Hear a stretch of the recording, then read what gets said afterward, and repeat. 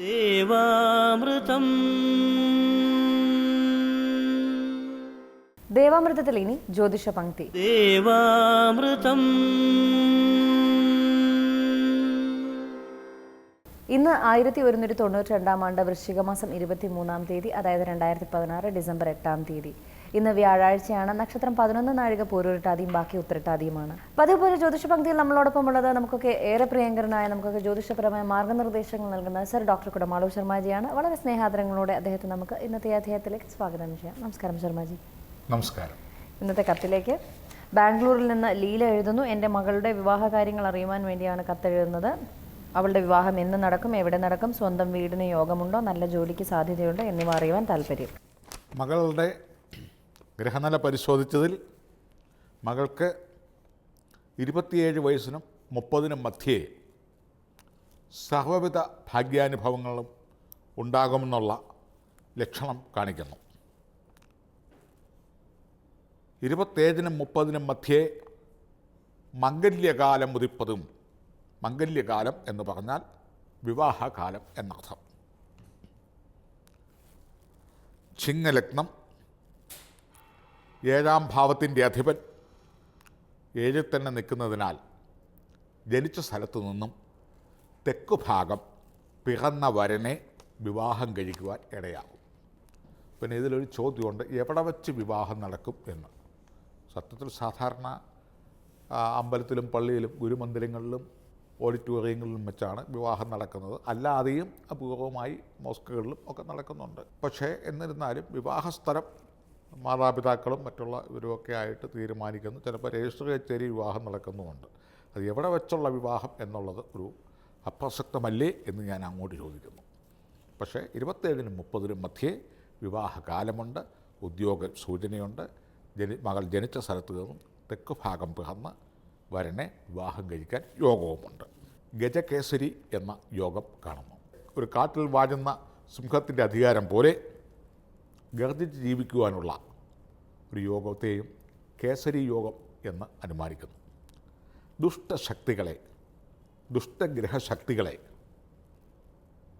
ദുഷ്ടചിന്താഗതികളെ, ദുഷ്ടന്മാരെ അടിച്ചമർത്തി സജ്ജനങ്ങളെ വീണ്ടെടുക്കുവാനും അവർക്ക് വേണ്ടി തേരാളിയായി നിൽക്കുവാനും ഗവൺമെൻറ് തലത്തിലോ പൊതുജന തലത്തിലോ സ്വന്തം നിലയിലോ അതിനൊക്കെ ഉള്ള ഒരു യോഗനില ഉദ്യോഗപരമായിട്ടോ സാമ്പത്തികപരമായിട്ടോ സംഘടിത പ്രവൃത്തി മൂലമോ മത രാഷ്ട്രീയ നേതൃത്വം വഴിയോ ഏതെങ്കിലും അർത്ഥത്തിൽ ദുഷ്ടനിഗ്രഹ ശിഷ്ട പരിപാലനാർത്ഥം ഉള്ള ഒരു വേദി ഒരു പ്രധാനപ്പെട്ട ജീവിതകാല അളവിനുള്ളിൽ സംഭരിക്കാനുള്ള യോഗം ഈ കേസരി യോഗം വാഗ്ദാനം ചെയ്യുന്നു.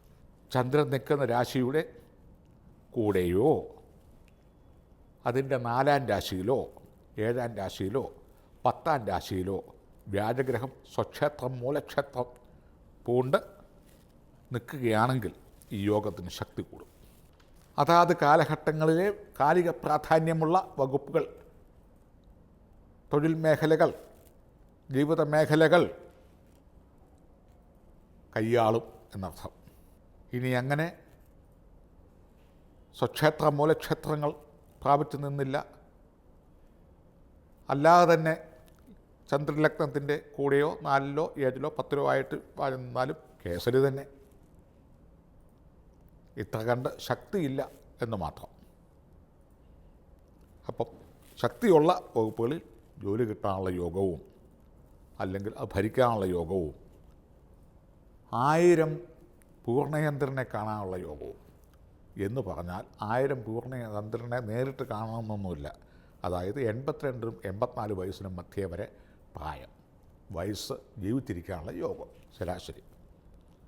ആ യോഗം അതിനേക്കാൾ ഉപരി അരോഗദൃഢഗാത്രമായ ശരീരം, കഴിവതും രോഗങ്ങളൊന്നുമില്ലാതെ, ഒന്നിലധികം ഭവനങ്ങൾ, അതായത് വീടുകൾ, വലിയ ബുദ്ധിമുട്ടൊന്നുമില്ലാതെ, സാമ്പത്തിക ലബ്ധി, ക്ഷേമൈശ്വര്യങ്ങൾ, ഭൗതിക തലത്തിലുള്ള സമ്പത്തുകൾ, ആളുകൾ മാനിക്കത്തക്ക ഏതെങ്കിലും ഡിഗ്രിയോ ഉദ്യോഗമോ അല്ലെങ്കിൽ ജനങ്ങളുടെ പ്രിയങ്കരിയോ പ്രിയങ്കരനോ ആകാനുള്ള യോഗം. സ്വന്തമായിട്ട് ഒന്നല്ല ഒന്നിലധികം 3-4 ഭവനങ്ങൾ വരെ നല്ല ജോലി കിട്ടാനുള്ള യോഗങ്ങളും ഒക്കെ ഉണ്ട്.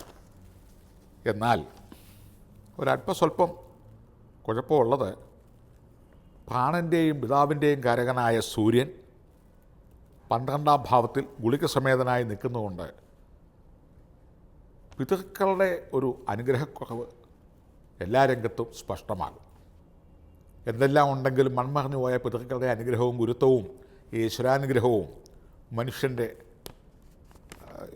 അനുഗ്രഹവും കാരുണ്യവും ഒക്കെ വേണം. പിതൃക്കളുടെ ഒരു അനുഗ്രഹക്കുറവ് കാണുകയാൽ പിതൃസന്തോഷത്തിന് വേണ്ടി, പിതൃക്കളെ അനുഗ്രഹിക്കുന്നതിന് വേണ്ടി തിലഹോമം ചെയ്യുന്നത് നല്ലതായിരിക്കും. തിലം എന്ന് പറഞ്ഞാൽ എള്ള്. 4448 ഒരു തിലഹവനം നടത്തി ഇടയ്ക്കിടയ്ക്ക് പിതൃക്കളെ സന്തോഷിപ്പിച്ചുകൊണ്ട് പിതൃക്കളുടെ കാരുണ്യം ഏറ്റുവാങ്ങുന്നതും അതുപോലെ തന്നെ മൺമറഞ്ഞുപോയ പിതൃക്കളെ ഓർത്ത് ദാനധർമാനുഷ്ഠാനങ്ങളൊക്കെ ചെയ്യുന്നതും നല്ലതാണ്. ഞായറാഴ്ച ദിവസങ്ങളിൽ ജപാകുസുമസങ്കാശം കാശ്യപേയം മഹാദ്യുതിം തമോഗ്നം സർവപാപഗ്നം ഭാസ്കരം പ്രണമാമ്യഹം. അത് വിശേഷമായ ആദിത്യ സ്തോത്രങ്ങൾ കൊണ്ട് ആദിത്യനെ പ്രീതിപ്പെടുത്തുമ്പോൾ, ആദിത്യം പ്രീതിയാകുമ്പോൾ പിതൃക്കൾ അതുവഴി പ്രീതിയാകുകയും പിതൃക്കളുടെ അനുഗ്രഹക്കുറവുകൾ മാറുകയും ചെയ്യുന്നതാണ്.